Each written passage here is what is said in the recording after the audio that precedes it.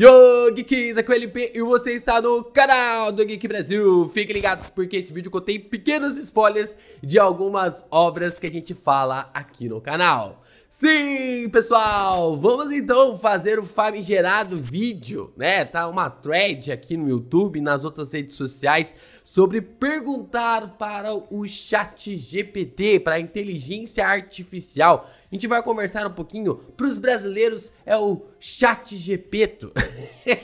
A galera já apelidou ali, já deram nome para inteligência artificial, chamando ele de ChatGPT, e a gente vai conversar aqui de uma forma bem interessante sobre alguns assuntos ou coisa do tipo relacionado ao mundo da cultura pop, mais focado nos animes e nas perguntas que vocês me mandaram, né? As perguntas que vocês me mandaram de uma forma bem interessante, a gente vai conversar aqui e essas perguntas vão aparecer aqui, o ChatGPT vai dar a sua opinião e eu vou dar a minha opinião sobre a opinião dele, né? Será que ele vai ficar um pouco em cima do muro? Será que ele não vai ficar? Então, já deixem um like de vocês, se inscrevam aqui no canal, ajuda a gente a bater a nossa meta de 100 mil inscritos, a gente tá quase lá, e compartilha esse vídeo com seus amigos, porque tem muita coisa interessante pra gente falar sobre esse assunto por aqui.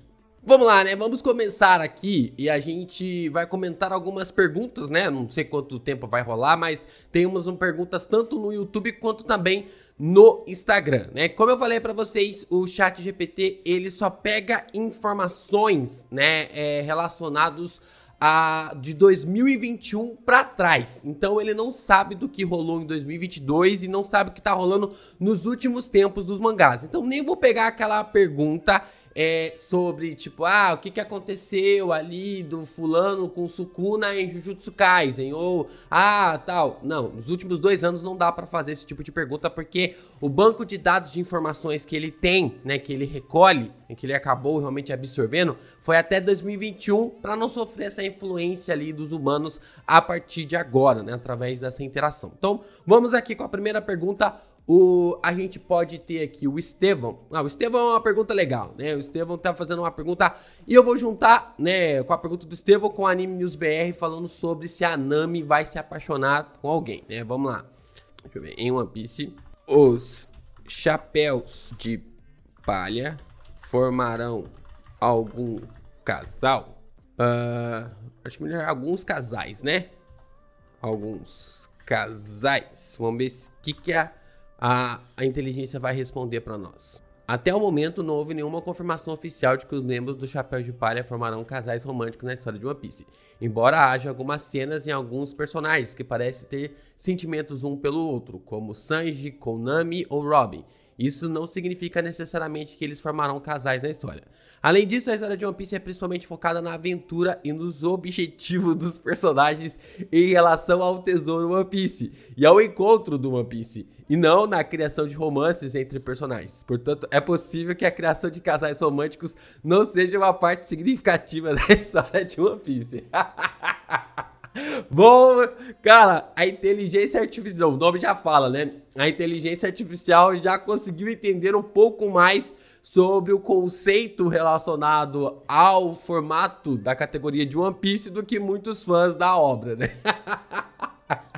Muito bom, cara, muito bom. Então, pra eles, assim, se tiver casal, vai ser algo extra, né? Mas não é o foco da trama. Vou fazer a pergunta aqui. O Lieb, ele tá perguntando, em Black Clover, o Asta pode ter mais variações do modo União? Vou mandar a pergunta aqui, vamos ver o que ele vai responder. No anime e mangá de Black Clover, Asta tem a habilidade de usar o modo União, onde ele canaliza sua anti-magia em sua arma, a espada de demônio, e usa para aumentar sua força, velocidade e resistência ao longo da história. Asta tem demonstrado a capacidade de acessar diferentes formas de modo União, cada uma com habilidades e aparências únicas. Até o momento, foram mostradas 3 variações do modo União em Black Clover: o modo União inicial, o modo União demoníaca e o modo União selvagem. No entanto, como a série ainda está em andamento, é possível que Asta possa desenvolver mais variações e evoluções. Ele tá misturando, tá? Ele misturou aqui. E não é a primeira vez que ele faz isso. Eu já fiz uma pergunta para ele sobre Black Clover e ele misturou algumas coisas. Ele misturou aqui o modo União com o modo Black, né? Acabou misturando aqui o modo Black. Então, provavelmente, ele tá focando no anime, mais nas informações até o anime. Então, infelizmente, a gente não vai conseguir responder a sua pergunta. Quebramos a inteligência artificial. Quebramos a inteligência artificial, Lieb. Deixa eu ver aqui, ó. Vamos ver aqui. O Vini tá perguntando aqui, ó. O Asta vai se casar com a Noelle e o Alili? Ele vai responder a mesma coisa que ele acabou respondendo em One Piece. Ele vai falar que Black Clover é um mangá shonen, que não tem realmente esse foco, coisa do tipo, então ainda não dá pra saber, não tem informações suficientes. Então ele vai acabar, né, respondendo esse tipo de situação. Vamos ver aqui. O Paulo Sérgio, ele perguntou aqui quem é melhor, né? As 7 esmeraldas do caos ou as 7 esfirras do dragão? Ai, gente, vocês não olham o corretor automático antes, é muito bom, cara. Vamos lá, a gente tá então aqui, vamos pro Instagram, né? A gente tem aqui algumas perguntas interessantes da galera do Instagram. E acho que o Emerson ele falou pra fazer um final. Vamos então pedir pra ela fazer um final diferente de Shingeki no Kyojin com 200 palavras. Eu acho que com 200 palavras dá pra fazer algo legal. Ó, isso é de acordo com a inteligência artificial, hein?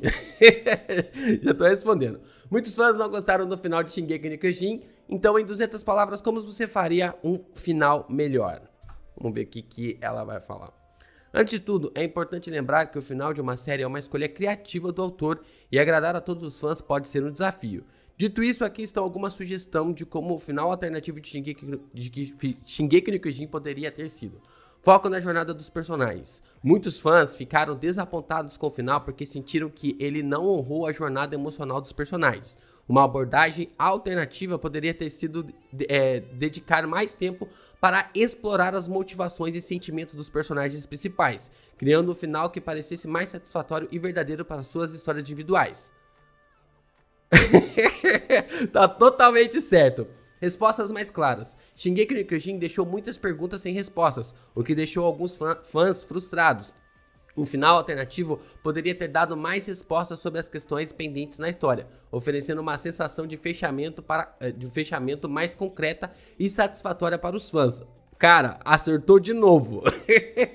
Essa é uma das coisas que eu mais critico Shingeki no Kyojin, que é o fato de que o Isayama deixou muitas coisas entreaberto, né? Deixou de propósito ali não querer responder essas questões, né? Deixar subentendido, né? Deixar coisas subentendidas demais no final de uma história é sempre preocupante.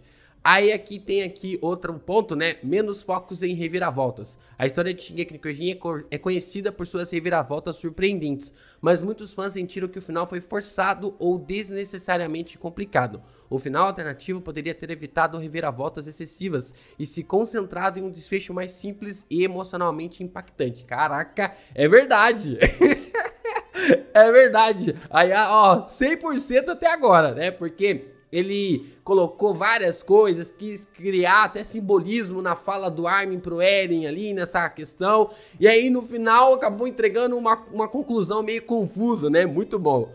Conclusão mais otimista. O final de Shingeki no Kyojin é conhecido por ser sombrio e melancólico, o que deixou alguns fãs desanimados. Um final alternativo poderia ter oferecido uma conclusão mais otimista para a história, dando aos personagens finais uma sensação de esperança e renovação. Isso eu discordo.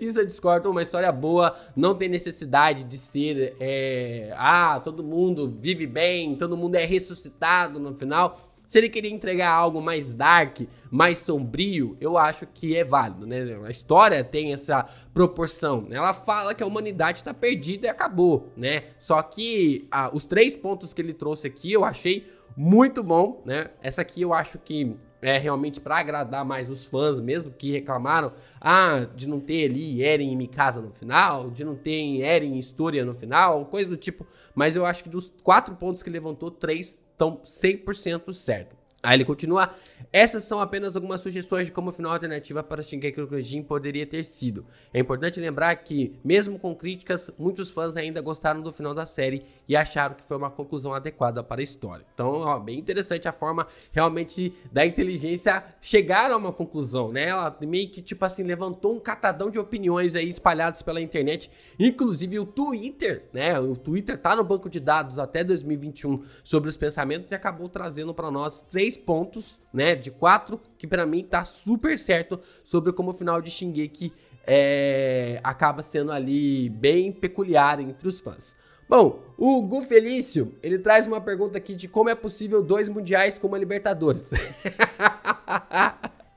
Boa pergunta, mas essa eu não vou fazer para inteligência artificial. Eu gostei da outra pergunta que você fez. Se o Minato em Naruto descobrisse a forma como Sarutobi criou o Naruto, como você acha que ele reagiria? Acho que o melhor colocar. Como você acha que o pai do Naruto, pra deixar bem clara a pergunta, né? reagiria? Vamos lá. Vamos ver qual que é a resposta. Se Minato, o pai de Naruto, descobrisse como Sarutobi, o terceiro Hokage, criou seu filho, é possível que ele tivesse uma reação mista. Por um lado, Minato poderia ficar chocado e indignado por não ter sido informado de que seu próprio filho era, na verdade, um Jinchuriki de 9 caudas, o demônio que eles próprio selou dentro do bebê de Naruto. Ele também poderia ficar furioso com o fato de que Naruto teve que crescer sem saber que era filho do quarto Hokage e sem o amor e carinho dos pais biológicos. Por outro lado, Minato poderia ser grato ao Sarutobi por ter tomado conta do Naruto e protegido-o por todos esses anos. Ele poderia ver que, mesmo que a decisão de mantê-lo no escuro não fosse ideal, ela foi tomada para proteger o Naruto de perigos que ele não poderia enfrentar sozinho. Além disso, o fato de que o Naruto cresceu feliz e saudável com muitas pessoas que o amam poderia ajudar Minato a perceber que, mesmo que as coisas não tenham sido perfeitas, Naruto teve uma vida cheia de amor e significado. Em resumo, a reação de Minato dependeria muito de sua personalidade e dos valores que ele preza. Ele poderia ficar zangado com o segredo que foi lhe mantido, mas também poderia ser grato pelo cuidado que foi dado ao seu filho. Cara, sinceramente, eu acho que essa seria a reação do Minato mesmo. Eu acho que ele ficaria realmente irritado com o Sarutobi pela forma como ele foi criado e nem saber quem são seus pais biológicos. Isso realmente é uma coisa muito macabra, né? Porque o Minato e a Kuchina, eles entregaram a vida, né? Pra poder realmente fazer com que a vila fosse salva, e o moleque nem sabia quem eram os pais. Ninguém chegou e falou: olha, garoto, seu pai era o quarto Hokage, sua mãe era cabulosa pra caramba, os dois morreram pra que a vila não fosse destruída, você é odiado pela vila, mas esses caras são cabulosos e a gente gosta de ti. É isso, sabe? Não teve, né? Mas por outro lado, o Minato entenderia que o Sarutobi quis esconder ali do Naruto essas informações. Eu acho que seria palpável esse tipo de escolha, de que o Minato, ele teria essa capacidade de entender que o Sarutobi escondeu o Naruto para proteger tanto a vila quanto também para proteger o garoto, né? Porque se algum outro ninja, se alguma outra pessoa de outra vila descobre que o Naruto é a Kyuubi, acabou, né? Acabou ali, não tem muito mais o que fazer, o garoto ia pra vala com toda certeza. Outra pergunta aqui bacana que o pessoal fez é sobre quem é o melhor, né? A pergunta é quem é o melhor, né? Não é nem quem é mais forte. Vamos lá, vamos ver quem é o melhor. Quem é o melhor em Naruto? Madara ou Itachi? Eu nem sei porque eu tô fazendo essa pergunta, né? Mas todo mundo sabe qual que é a resposta. Vamos lá. Quem é o melhor em Naruto? Ambos. Madara e Itachi são personagens extremamente poderosos e talentosos em Naruto. Mas a resposta a essa pergunta é subjetiva e depende das preferências pessoais de cada fã. Madara é um dos mais poderosos shinobis da história de Naruto, possuindo habilidades excepcionais em taijutsu, ninjutsu, genjutsu, dojutsu. Ele também é muito astuto e estratégico, capaz de pensar com muita antecedência e manipular as situações em seu benefício. Suas habilidades são tão impressionantes que ele é considerado um dos principais antagonistas da série. Já Itachi é um shinobi altamente habilidoso e um dos personagens mais populares da série. Ele é conhecido por sua habilidade excepcional em genjutsu e seus olhos Sharingan. Ele tem, além de ser um estrategista e um mestre em diversas técnicas. Itachi também é visto como um personagem trágico, que sacrificou muitos para proteger a vila de Konoha e sua família, o que o torna ainda mais admirado por muitos fãs. No final das contas, a escolha de quem é o melhor personagem depende do gosto pessoal de cada um. Ambos, Madara e Itachi, têm habilidades excepcionais e desempenham papéis importantes na história de Naruto. E cada um pode ter fãs diferentes que preferem um ao outro, né? Então, quem é o melhor que o chat não conseguiu falar, né? Mas vamos falar assim, ó. Quem é o mais forte? Vamos lá, vamos tirar essa polêmica. No texto aqui já dá pra saber quem é o mais forte, mas vamos ver se o chat vai falar. Quem é o mais forte? Vamos ver se a inteligência vai falar aqui quem é o mais forte. Entre Madara e Itachi, Madara é considerado mais forte em termos de habilidades e combate em geral. Madara é um dos shinobis mais poderosos da história de Naruto, com habilidades excepcionais em Taijutsu, Ninjutsu, Genjutsu e Dojutsu. Ele possui Sharingan, o Rinnegan e a habilidade de se fundir com a árvore divina, o que lhe confere imenso poder e controle sobre a natureza. Ele também é astuto e estratégico, capaz de pensar com muita antecedência em manipular as situações em seu benefício. Itachi, por outro lado, é mais conhecido por suas habilidades em Genjutsu e seus olhos Sharingan, além de ser um estrategista e um mestre de diversas técnicas. Ele também é visto como um personagem trágico, isso que ele já falou. Dito isso, é importante lembrar que Naruto é uma série com muitos personagens poderosos e habilidosos, e a força de um personagem pode variar dependendo do contexto e das circunstâncias de batalhas. Além disso, a força de um personagem não é necessariamente o fator mais importante em termos de importância da história. Cada personagem tem suas próprias habilidades e papéis na trama. O que é importante é como eles contribuem para a trama em geral, né? Então, ele respondeu. Ele acabou respondendo definitivamente que o Madara... Então, entre universos separados, ele se recusa a responder. Agora, dentro do próprio universo, ele responde. Quem é o melhor, ele vai falar que depende de cada um, né? Agora, quem é o mais forte dentro do mesmo universo, ele acaba respondendo. Eu acho que tem... tem mais duas perguntas legais aqui, ó. Em Jujutsu Kaisen, você acredita que a Maki Zenin pode ultrapassar o Toji Fushiguro? Lembrando que essa é uma pergunta feita para a inteligência artificial como se ela estivesse respondendo em 2021, tá? Sem ter os acessos dos últimos 2 anos. Então vamos ver o que ela vai falar. A questão de se Maki Zenin pode ultrapassar o Toji Fushiguro em Jujutsu Kaisen é uma especulação, pois ambos os personagens são bastante fortes e habilidosos. Ambos são especialistas em artes marciais e possuem habilidades excepcionais em combate. No entanto, Maki é uma usuária de Jujutsu não amaldiçoado e se esforça para se destacar em um mundo dominado por usuários de Jujutsu amaldiçoado. Enquanto Toji é um usuário de Jujutsu amaldiçoado... Quê?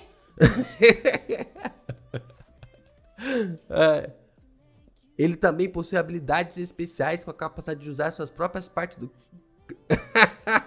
Deixa eu ver. Eu acho que ele acabou se confundindo, né? Quebramos a IA de novo, gente. Quebramos a IA de novo. Ela não soube realmente mostrar aqui. Eu acho que em 2021 ela acabou não pegando ali uma inteligência, né? Uma parte do banco de dados muito esperto e não conseguiu responder a questão. Bom, agora tem mais uma pergunta do próprio, aqui do Luiz Cesário, e depois tem a grande pergunta desse vídeo, né, que o Yami acabou mandando lá no YouTube. Em Hunter x Hunter, você acha que o Gon e o Killua vão para o continente negro? E se sim, como? É difícil prever se o Gon e o Killua vão ou não visitar o continente negro em Hunter x Hunter, já que a série ainda está em hiato e o autor da obra, Yoshiro Togashi, não revelou muitos detalhes sobre o que acontecerá no futuro da história. No entanto, é possível especular algumas maneiras pelas quais Gon e Killua poderiam chegar ao continente negro. Uma das possibilidades é que eles possam encontrar um grupo ou organização que já esteja explorando a região e se juntar a eles em sua jornada. Outra possibilidade é que eles possam receber uma missão específica que os levará ao continente, seja parte da Associação Hunter ou de algum outro grupo influente. Também é possível que o continente negro possa ser visitado através de meios mágicos ou sobrenaturais, como o uso do Nen ou outras habilidades especiais presentes no universo de Hunter x Hunter. Em qualquer caso, a viagem provavelmente seria perigosa, já que o continente negro é conhecido por ser um lugar extremamente hostil e desafiador, com muitos obstáculos e ameaças à vida.